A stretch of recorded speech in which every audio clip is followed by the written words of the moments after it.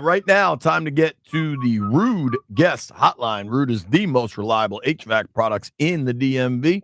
Talk to our friend, Mr. Nick Baumgardner from The Athletic, covers the draft, works with Dane Brugler, does it all, man. Nick, what's up, dude? You get any How sleep? we doing, guys? Yeah, a little bit, like 4 hours. So I think we're doing okay, more or less. Yeah, on we go. That's Yeah, I mean, it's about what we got too. We're not used to the burgundy gold picking so late, dude. It's a whole new I world know, for right? us. Dude, I'll take it, though. Adam Peters actually joked about it. He's like, man, these East Coast drafts go late because it's only his I know, second it's draft first world here. problems now for Washington, yeah. Well, last year he drafted second, so he didn't have to worry about it. Right. Let's Exactly. start at the top because we've been so focused on the Connerly pick. Ward going one was no surprise. What'd you make of the Cleveland-Jacksonville trade? Yeah, I thought that was terrific, quite frankly. And, we had a story in The Athletic this morning. Mike Silver wrote about how that was agreed to like 3 weeks ago, and they actually kept it pretty quiet all the way through. And more than that, though, I thought it was a home run for both teams. Jacksonville, is closer talent-wise to being a competitive team that can get into the playoffs than I think people realize. And they obviously felt the need to, hey, we're going to go get the best player in this draft, make a splash, make that happen. I thought that was a good decision for them, starting off a new regime like that. They get a phenomenal talent in Travis Hunter. And then on the flip side, I thought it was even better for the Browns to do that. I mean, there's not another team in the NFL that needs more draft picks right now than Cleveland. All the stuff that they missed, during the Deshaun Watson mess. So it was a terrific trade, I thought, for both sides, and one of those rare ones that's kind of a slam dunk on either side. I don't know if you could say one team, won it and one team lost. I think both teams kind of won that one. And then as you go further down here, what'd you make of Loveland going ahead of Tyler Warren in the the tight end situation? That one was the first kind of surprise to me. Yeah, I mean, I think that was a much closer debate than a lot of people realized. TE1 and tight end 2, and those guys were kind of neck and neck the whole way. But I do like how it worked out. I think that Loveland is a better fit for the Bears and what they want to do than Tyler Warren would be. The biggest comp that you hear about Colson Loveland is kind of a taller version of Sam Laporta, who Ben Johnson obviously had there in Detroit, and they did such great things together for those 2 years. I think Loveland is a lot more like that than Warren is. And with how the Bears are going to run offense, they're going to use a lot of 2 tight ends, and they're going to let him run all over the place. I think that's a terrific fit for Chicago. And then at the same time, I think it worked out for Indy to get Tyler Warren. I mean, he is a Dallas Clark clone who everyone there, should be very familiar with. He wears the same number. Wears the same number and all that stuff too. I think they're going to use him more as a blocker. I think he's got a higher range there as a blocker too, a higher ceiling, we'll say.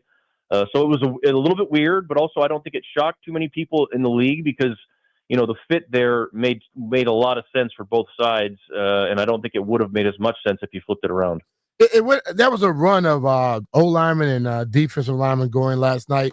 Do you see that continuing, or are you going to see some other positions begin to go in the early second round?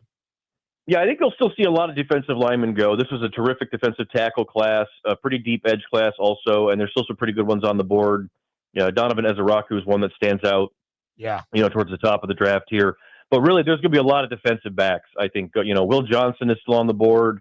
Nick Emanwari is still on the board. Xavier Watts as well. There's a ton of good safeties, a bunch of really good corners. Siobhan Revel as well. So a lot of guys, Johnson was, 4 or 5 months ago, a top 15 player in this draft, and injury concerns and everything else had him fall. So that could be terrific value for anybody there at the top of the second round. So I think a lot of defensive backs and defensive tackles we'll see today. Siobhan played only 3 games last year, but still has high markings. How good would he be for somebody to get him back healthy? I think that would be a terrific pick. I mean, I think it would be great value for a guy that, the thing about him is he played at a small school, right, obviously, and you said it. I mean, he only got to play the 3 games, and he just disappeared because he got hurt, and everybody kind of forgot, you know what I mean? Like, I think that sort of happens sometimes to those small school guys when they go out of sight, out of mind, and then you can't work out, for the rest of the year because you're rehabbing. And so any questions that teams might have, it goes away. But I think if you go back into his tape from 2 years ago or a year before last, it's outstanding. So if you can get him back to healthy again, this is another one of those guys that kind of like the Josh Simmons kid from Ohio State, the tackle. Look, if he hadn't gotten hurt, he would have clearly been a top probably 20 player in this class and a guy that would have been great value, and somebody could get him at the bottom of the second round today, or somewhere in there. That would be a terrific pick for them. We're talking with Nick Baumgardner from The Athletic. You can give him a follow at Nick Baumgardner, Baumgardner. Nick joins us via the Rude Guest Hotline. I'm checking out. You already got analysis up on every pick from last night, looking ahead to who's available tonight. Mm-hmm. Obviously, there's so much going on and so many players still to come. It's so premature to try to grade to try to analyze a complete draft just on the first round because there's so much talent left, like you said. A couple specific picks from last night I wanted to ask you about because I still believe there's going to be a lot of player trades to come. I go back to it was day 2 of the draft when Trent Williams got traded. It didn't happen Thursday. It happened Friday. So I'm looking at Shamar Stewart, Texas A&M edge rusher with all the tools and no production, and that's fine. Maybe he'll prove to be a really great pro. Goes to the Bengals at 17. What do you think about that pick, and what do you think that does for a guy like Trey Hendrickson? Well, I think that's a great pick, and I think exactly for, you can put him opposite Henderson in a year like this and not ask him to be necessarily, if they do decide to keep him, I guess one way or the other, but if you could put him opposite a star and not ask him to be the, dominant edge as a rookie that is, doing everything right away, because it is going to take some time for him to sort of round out his game. But I really like that pick a lot. I think that's kind of a developmental pick to a degree. Reminded me a lot of Rashawn Gary when he came out with Green Bay, where it was a little bit of a slow start, but it, pretty quickly once he figured it out, he took off. I think that he's very similar in that vein. Like, he did not play his best football at Texas A&M that we're going to see in the NFL, and it's not because of lack of effort or anything else. It was just he's a raw prospect who was still sort of growing into his body, still trying to figure out, more or less where he was best deployed, kind of on that defensive line. They also had a really deep defensive line at A&M, so he rotated a lot more than a lot of other guys that normally would. I think that could be a really high upside pick for a guy that went 17 overall that had top 10 traits in this class. Like, Stewart was one of the rare guys I felt like on the board, maybe among 12 to 10 guys that probably had true first-round grades, just because, 40-inch vert at 6'5", 270, 4.59 40, I think it was. Just elite length, everything else. Like, there's not a single Trayvon Walker, Rashawn Gary. That's what he reminds me of, like a blend of those two guys. Both of those guys needed a little bit of time, but in time they made it work. And I think that Shamar, you saw him on the stage last night too. He looked pretty ticked off, quite frankly. So I think he's ready to go, and that seemed like it was a good sign to me. I think if he listens to coaching and takes it well, he could be a really, really good player here pretty soon. I think that's something a lot of those guys can learn. You may not have gone where you thought you would go, but you still get the opportunity to go on the team, and you can open up some eyes once you get there. Absolutely. I mean, a guy like that, especially, let it motivate you, right? Like, you went out to the combine and you killed it. And I think for a guy like that, you're probably also frustrated that people didn't get to see everything that maybe you think you have in a heavy rotation in college. So, I love it when guys enter the league ready to prove something and ready to prove to everybody who passed on them that was a mistake. And I think he's one of those kids. And then specific to, all right, so they draft an edge rusher here. It was my understanding leaving owners' meetings in Florida that the Bengals didn't really plan on or want to trade Hendrickson, and that they were going to just get to training camp and see if he would actually really hold out. Have you heard anything different there? Do you think drafting Stewart impacts a Hendrickson trade?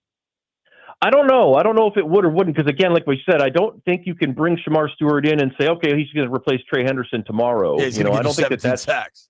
Yeah, that's not realistic. So I think that if I'm the Bengals, and I think that this is kind of what it's been, I think that they're probably still listening, and they'll probably continue to do that. But I think at this point, like you said, I think that they'll probably try to call his bluff and see what happens here. And if they make it work for another year or whatever it may be, that might be what it is. But yeah, I don't think that Stewart necessarily is that. Now, if they go and get another edge, that would be, later today or something, maybe that's another conversation. But I don't think you can put Shamar in there immediately and just expect him to be, a full-on replacement for what you're losing with Hendrickson.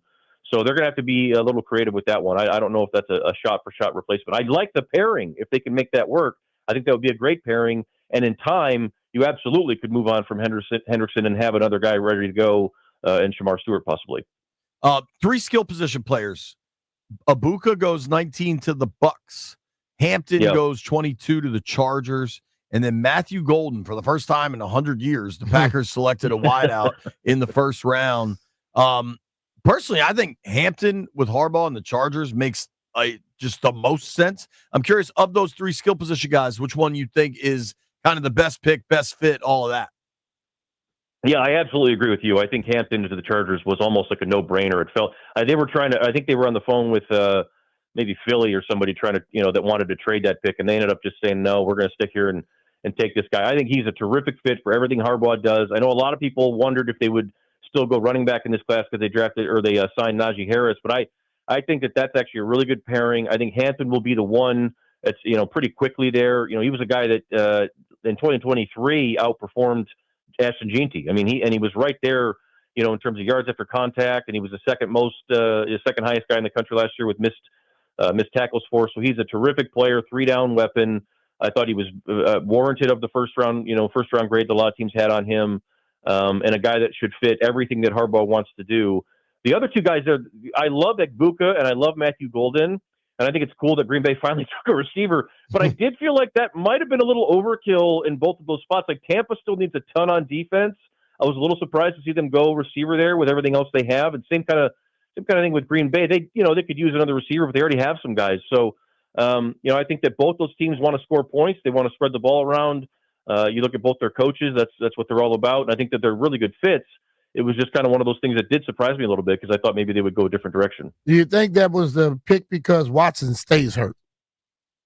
Could be. It could be. And I think Golden is one of those guys that in a division like the North there for the Packers, and I think they said it on one of the broadcasts last night, like you need to score points in that division. Like everybody in that division has an offense, including Chicago, who will be much better, once Caleb continues to grow with Ben Johnson. So you have to be able to score and score quickly, and it can't just be, long drive after long drive. And I think that, that was one thing Green Bay didn't quite have. And Golden is, for some people, he was the best receiver in the class. Some people had him ahead of Ted McMillan just because of the ridiculous speed and ability to win in the air that he has. So very exciting player and very young as well. All right. The Giants trade up for a quarterback. It's Jackson Dart, not Shadeur Sanders. I think for folks that have been paying attention the last week, 2 weeks, that kind of became what most people thought would happen if there was a trade up. Still, I think there was some surprise when Pittsburgh passed on Sanders. And then I think to the larger football audience that maybe isn't as involved in the granular day-to-day of the draft, there was real shock that New York took Dart ahead of Sanders. What was your surprise level, and what do you make of that big move by Big Blue? Yeah, not really surprised at all. It really did seem like you said, I mean, they've gone over all this stuff as exhaustive as you could possibly do it. They met with Sanders a ton. They met with all these guys a ton, the Giants, that is. And at the end of the day, none of it made sense to me that he was going to be a fit with the Giants for a number of different reasons. Certainly not at 3. And then the other part of it, too, that is a factor here is Dion and all of the media attention that they create around him, fair or not, right or wrong, whatever you want to call it. I don't think that was going to go well with Brian Daboll and Joe Schoen, two guys that are on the hot seat trying to make it work. I think that it's, to a degree, they looked at this set and said, hey, we think him and Dart are pretty close. It's going to be a lot less drama with Jackson Dart, fair or not. And I think that might have been the tiebreaker. Like, I was surprised that Pittsburgh didn't do it. And I almost wonder if a team like that would try to make a move to go get him to do it, because I'm not so sure that Cleveland will do it at the top. I mean, I picked him, or I mocked him there at the top of the draft, but it wouldn't surprise me if they don't do it either, because I do think that there's something to be said about you're going to need to have a very strong personality as a head coach. Like I think the Jets could do it with Aaron Glenn, like a guy that Dion is going to respect and leave him alone, because I like Shadeur Sanders. I think he's a good player. I think he could turn into a functioning starter in this league. But if his dad is going to be involved in all this other stuff that they just refuse to stop is going to be a thing, then nobody wants any part of it, especially teams that don't have a strong personality leading the franchise. That's why the Steelers have made so much sense to a lot of people, because Tomlin's just not going to deal with that. And everybody knows it. And I think Dion would probably back off if Tomlin told him to back off. You know what I'm saying? So I like his fit with teams like that, teams that have some talent that they can work with him and give him some time and not rush him. But I hated his fit with teams that are still kind of directionless and don't have a lot of talent and are kind of weak at the top. It would have been a total nightmare. So I think the NFL kind of got it right with him. He did not help himself. His people didn't help him. He did not help himself over the past 4 months, not working out, skipping the Shrine Bowl, sort of acting like he was above it all. That's not what anybody wants from a quarterback in the NFL, no matter who your dad is. It's going to be really interesting with Shadeur because the NFL, above all else, is a self-preservation league. And Yes, it is. I think for the Giants, man, Shane and Daboll are watching, or they're protecting their neck. And Yep. But they better win now. I know. That's the other part. I mean, like, do what you want to do, but if you don't win now, you're gone for sure. The part people right. ignore is that, what if Shadeur comes in and just helps you win? And then everything's a lot easier. It's going to be really interesting to watch. Let's talk your opinion on Connerly. Washington takes a big tackle prospect at the end of the first round. There's a lot of excitement around him. Clearly, their offensive line got better with the addition. What'd you make of it? I think that's great value where they got him. You know what I mean? I think that was there were some tackles that went above him that I had. I did not have Kelvin Banks above him, and some. I think he's a really, really good football player with a lot of a future ahead of him. I think is really what it is because he's still got some rawness to his game, but there's really not a better athlete, like a full-on athlete at tackle right now in this draft than Connerly. I think he might be the best overall athlete. If you watch him move, if you watch how he bends, everything else, like it's just nothing but, you get him around an NFL offensive line coach and really, get to work. I think he could iron out a lot of the technique issues and the consistency issues that come and go with him. But once he finds his rhythm and figures it out in the NFL, like I think he could be a left tackle or a right tackle. I mean, shoot, I think if you needed him to play guard, he could do it. Like he's a very versatile, very quick and athletic and explosive and all the things that you look for in a guy with a good length and all that stuff too. So Connerly was a polarizing kid for a lot of people this year because, a lot of teams, I think at the top of the board would have loved to be in on him, but it's kind of like, can we wait, on a tackle? Can we hide him? Can we get away with that? But a team like Washington, I think they probably can. And I think that, like you said, their offensive line definitely got better. And I think he's got the ability to be a guy who starts for a long time. What do you think Washington leaned to today? I like them going on defensive line, maybe an edge, maybe a defensive tackle.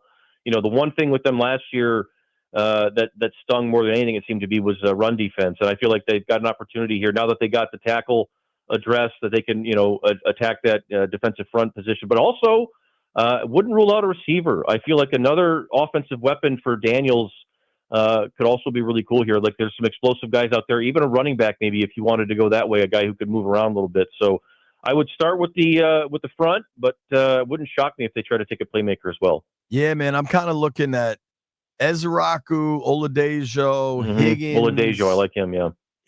Higgins and Caleb Johnson are guys they had in the building for these top 30 visits. And the more we start to learn about this Adam Peters-led front office, they seem to really like these top 30 visits. It's not always going to work, but a lot of them did. Connerly was here, Yep. Yeah, I think that Oladejo would be a great fit. I also think Higgins too. Like that would be a really good compliment there for Jaden. First QB off the board tonight. Yeah, I do think it's Shadeur. I don't know if it'll be Cleveland at the top of the second, but I do think he's the next guy off. I think that, like I said for a long time, I think he was closer to Jackson Dart than he was to Cam Ward, and I think it's kind of splitting hairs with those two. So I think he's QB3, and then I think Milroe won't be too far off, or Tyler Shuck as well. I think will be in there behind, but I think we'll see more quarterbacks go today because I think those guys are all solid players. Like that's the thing; it's just not a bad quarterback class. It's just not an elite one, and I think that's what we'll probably end up seeing today. Nick, thanks for the time, Appreciate man. Really appreciate it, dude. Absolutely. You bet, fellas. Anytime. All right. Nick Baumgardner from The Athletic. Give him a follow at Nick Baumgardner. Joining us via the Rude Guest Hotline.